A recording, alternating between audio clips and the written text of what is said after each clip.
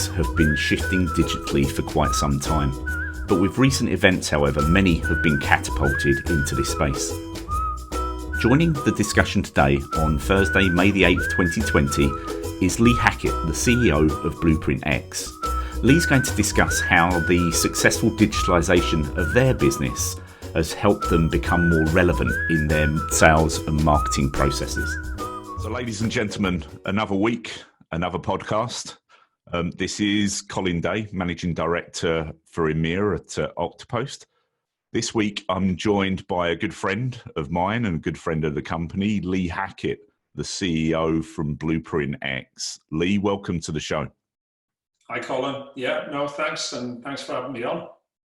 Lee, so, you're a dab hand at podcasts. You're a host of your own podcast series over at BluprintX, and we'll get into what BluprintX do in a minute.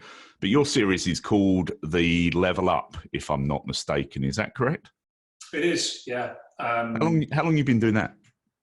So I kind of started to play around with it about over a year ago and 18 months ago, and really just to experiment on, podcasts were just getting going then, played around with different types of guests and different formats, different ways of doing video, doing some by Zoom.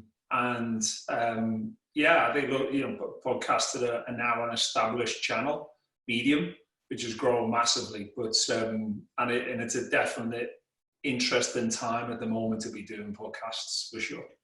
Yeah, I mean, a lot of interesting times for a lot of different reasons, right? It's like, not just what's happening in the economy, in the world in general, but, just the ability to be able to deliver them through different channels, right? And consume them on the one thing that consistently sits in all of our pockets, right? Our mobile phones. So Lee, talk to me a little bit about Blueprint. What is Blueprint? Where did it come from? What do you do? Yeah, so really simple. Blueprint was founded in 2013 under another name, but basically BluprintX spun out of a university in the north of England, really focusing on where you and I met, which was the kind of the MarTech industry, marketing technology, and the explosion around that and the use of that. See, I wasn't going to go and say that I was one of your first customers at SunGard and subsequently at FIS, Lee, but now you've put it out there, right? Well, full disclosure, right? So full disclosure. I think that's important. Yeah, full disclosure and transparency, that's important. So, so that's where you and I met and that industry. And, BluprintX today is a global consultancy firm, really focusing on the B2B space. And I like to use the term as, we're helping organizations, B2B companies unlock the value in their business, right? And we do that through technology. That is really about, and which is very relevant for today and today's, current situation, is how a business is digitizing or enabling their business to become more digital in that marketing and sales process and sales interaction with their customers. So that's our world. And that's our focus. And obviously at the moment it's very, very relevant. So Lee, you haven't always been in the MarTech space, right? You haven't always been in business. Yeah. I mean, look at your, if you stood up and did a 12 for the audience, right, they'd see like, your physique, and they could probably guess that you've been an international athlete, or a professional athlete, like for a number of years. You used to be a professional football player, right? Did, yeah. And how did you go from football to business? Yeah, no, it was actually quite simple and quite logical. So when I played football, you had to go to college, right? So I played football right from I was a really, a teenager professionally or a good level right the way through to leaving school. And so when I played football, you had to do something else as a backup, right? Because as you know, and as everyone knows, this professional sport in any way, shape or form there's tiny percentages of people who really make it and make a career out of it. So I went to college, I did business and all of those kind of things. I was terrible at school, horrendous at school, but, just stumbled into that business side and really was really lucky when I left playing football, when I come out of a full-time contract. I had to get a job, and I was really lucky. I got into a great company in Travis Perkins at the time, and kind of all of that sporting culture really helped me adapt to business.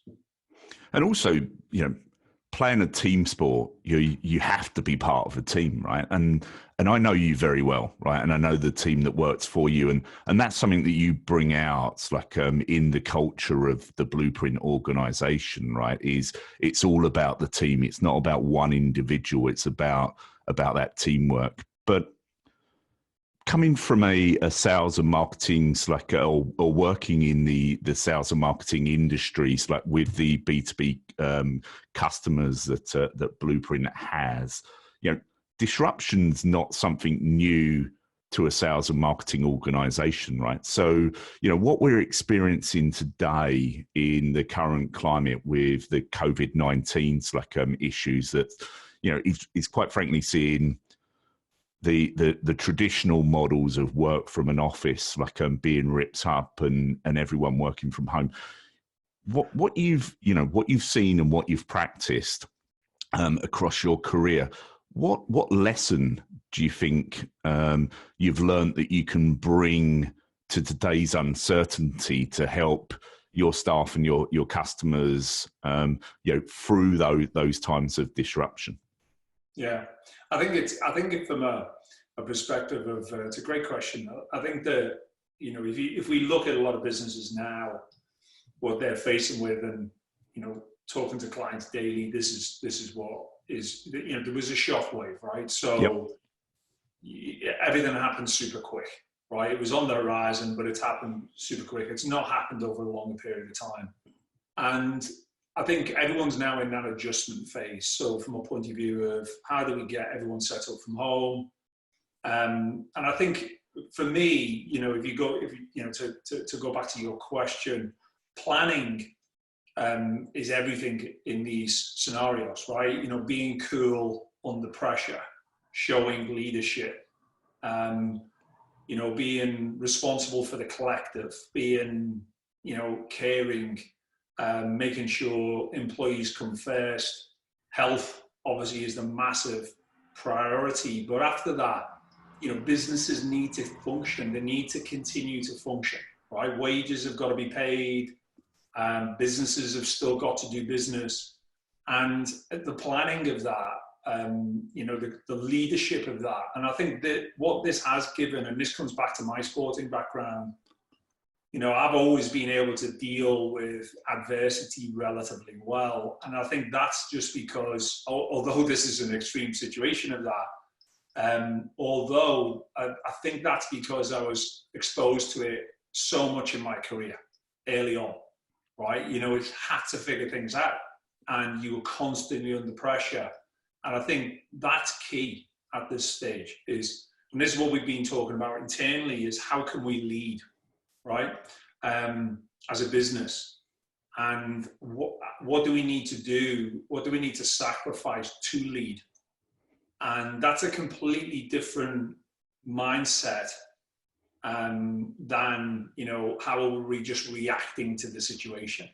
And I think as things settle down, everyone's effectively working from home because we're going to be in this for, looks like, the long haul, then I think that what I want from this business and from our people is to help our clients, is to lead them through this. And I think that's what the opportunity is for, the industry, is people in the industry to stand up and help lead the way forward. So Lee, it's really what we're seeing is, some of the projects you and I have worked on, right, in the past, like, where I've been your client or where we've worked together, right, have been transformational. Right. And some of what we're seeing right now are transformational projects, but they're just being done at lightning speed. Right. Normally we'd say if it, from a sales and marketing perspective, if you're going for a sales or marketing transformation project, it's maybe a 2, 3 year timeline, right? These are having to be done at breakneck speed. But you just mentioned something about mindset. Right. And, I'm going there because when you and I ever talk, we talk about 3 things, right, for transformational businesses. We talk about the mindset, we talk about the skill set, and we talk about the tool set. Right. So you've touched upon mindset there. It's like, if we think about, the skill set, people are having to learn new disciplines overnight. Right. And that's not easy. Yeah. What are you seeing in the conversations that you're having with the C-suite with inside your clients and your prospects about how they're readying their staff, or how they're getting their staff to think in different ways in order to keep the lights on and to keep paying those bills that you so eloquently talked about? Yeah. No, definitely. And I think that's kind of where I think there's certainly an opportunity to lead here. You and I know transformation quite well. We've been through a lot of them. This is a game changer, right? And, from a perspective of speed, I think there's 3 kind of phases. I think that the phase that we're in at the moment is a phase of just, the shockwave has happened. How do we respond to this, right? And how do we make sure our people are safe, right? I think that's the phase we're in still. It's different by different countries, right? I think the second phase will then be, okay, where do we go from here, right? So how do we make the best of this situation, right? Now, and already some of the people that I speak to in the C-suite are already in that phase. Now, that could have been dependent because effectively they'd already been going through a transformation, or they'd gone through a transformation.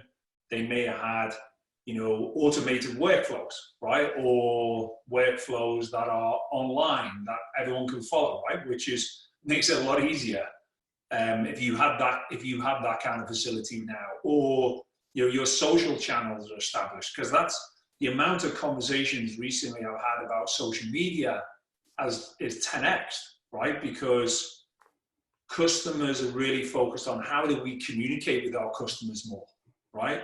So social was huge anyway. It's just become much bigger, right? And so I think the third phase after that will be, how do we catch up ground, right?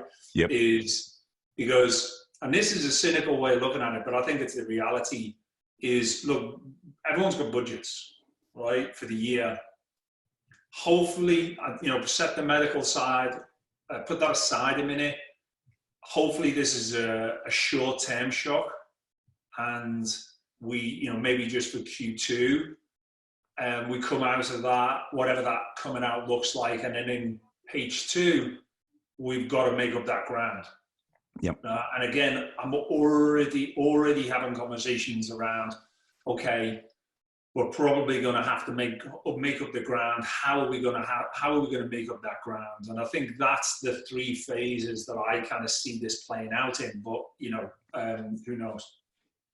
Yeah. So Lee, I mean, I read the other day that on average in a B2B organization, 39% of lead conversions come from events, right? Whatever shape those events take place in, right? And on average, an organization will set aside somewhere between 18 and 28% of their marketing budgets, will be allocated to events. With events not happening, right, at this point in time, there is that budget. People say that they've frozen their budgets, right? But I think really what I'm actually seeing is that people are taking a step back to say, okay, I may not be committing that spend now, or a portion of that spend, because some of it may already have been committed and therefore lost.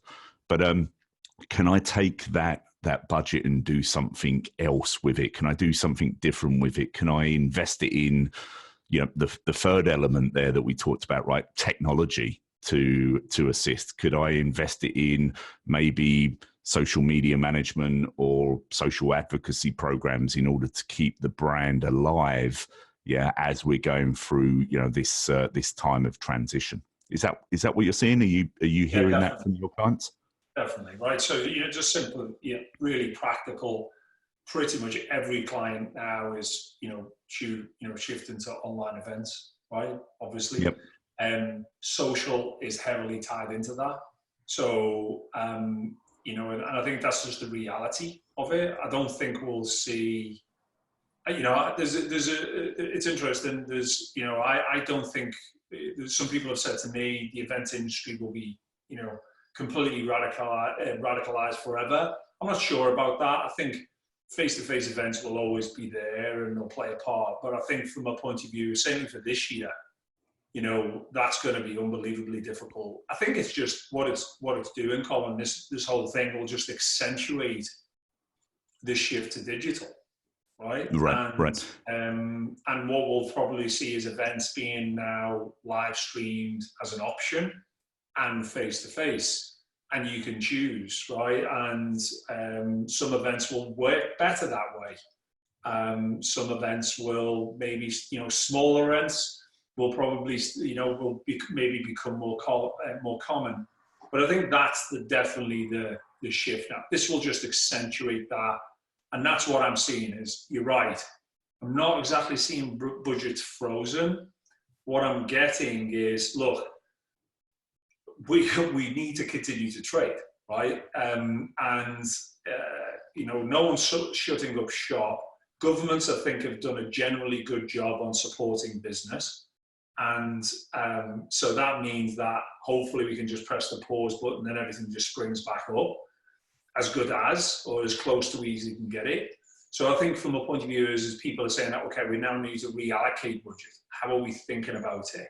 How can we go and talk to our customers more in these other channels that are available, like online events, like social, like podcasts, right? These things are now much, much more relevant, much, much more a priority than they were, 2 months ago. Lee, if we think about sales itself, right? It's like you're a sales animal, right? You love getting in front of your clients and selling.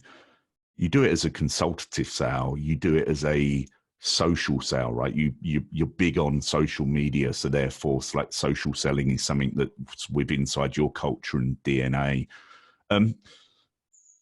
From a social selling perspective, right? It's more than just finding a conversation on a social network and jumping into it, right? There's the small matter of credibility. So, what would your advice be to people listening in on how to ensure that they have that credibility, right? They're seen as industry experts. What would your advice be on how to establish that? Look, I think social media is one of the things with social media is I think it's just got to be you just got to have something to say, right? I think the credibility thing is a difficult one, right? Because it depends on what your aim, right? So from my perspective, I have no interest in being a social media phenomenon, right? It was never my strategy at the beginning. My strategy is to basically connect with our audience and connect with our customers and provide some value, right? And actually, some of the best things I see on social are the least contrived, right? So from a point of view of a lot of people out there who look like they have a lot of followers, and for me, my focus is really predominantly now LinkedIn, right, which tells you a lot about our approach to social. And I think from a point of view, so if you have got something interesting to say, whatever that is, there's no right and wrong. My opinion would be, and my advice would be to say it, right? In our business, I think there's 3 people recently in the last week who have wrote a blog for the first time. And the blog is absolutely top notch, right? And it's just because I think at the moment, businesses should be over communicating. And I think this will push more of, people into those social channels. And my advice would be worry less about the credibility, be more interested in something interesting to say. So loads of great ideas there, Lee, right? It's like you said it up front, right? It's about connecting and it's about adding value. So hey, that's cool. Question I've been asking everyone, and it's down in the weeds, right? So you'll love this one. But question I've been asking everyone, is email dead? Well, there's two ways of answering that question. In my world, email was dead about 10 years ago, but no. From the question you're asking as a channel, no, I don't think so. I don't think it's dead. I think, but from an engagement perspective, I think it's been dead a long time ago. So from a point of view of, I think it's just one channel, right? And one way of communicating that is a utility, right? That's what it's a utility, and that's predominantly how it should be used. And if a client, or a customer wants to be communicated through other channels, then that's the way they should be able to choose what way that you will communicate with them, right? And social media, that's how I consume my content. This morning I was listening to 2 podcasts, and I get those podcasts not through iTunes. Say again? Was it mine? Of course. Right? It's number 1 on iTunes, your podcast. But I didn't get it through iTunes. I get my podcast through social channels, right? Gotcha. So yep. I'm a visual person, so I like Instagram and LinkedIn. And they're the only real 2 channels that I like. And other than that, through iTunes and stuff like that. But I think from a perspective of email, for me, it's just a utility. So Lee, you bring up a good point there, right? You said you're a visual person. Different people consume information in different ways. Different people learn stuff in different ways, right? So it's really not a single threaded channel that people need to think about, right? It really is an integrated marketing or sales and marketing strategy, right? Yeah, completely. Look, I think that's if you take that typical B2B, I like to think about this in the typical B2B fashion, yep. Kind of sales process.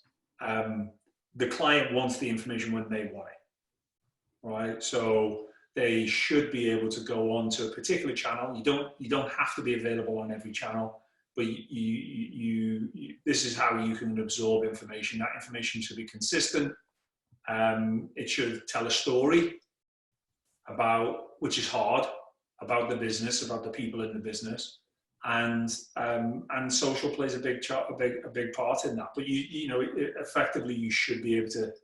The client should be able to control the interaction a lot more now than what it was before. Great, Lee. So if people want to follow you and or follow Blueprint, the business, you mentioned that the best way to get you is through LinkedIn, right? Yep. So they can find you as Lee Hackett, CEO of BluprintX on LinkedIn. What's the best way to follow the business? What's the best way to find BluprintX? Yeah, BluprintX.com will be the main website, and LinkedIn, and that's really as I said, our business. We've made a specific choice to focus on those channels. So and LinkedIn for me, Colin, as you said, that's the easiest way to find me. Excellent. Lee Hackett, CEO, BluprintX, thank you so much for your time. And ladies and gentlemen, you heard where to follow the man if you want to go and find out more. Lee, thank you. Thanks, Colin. Great. Appreciate it.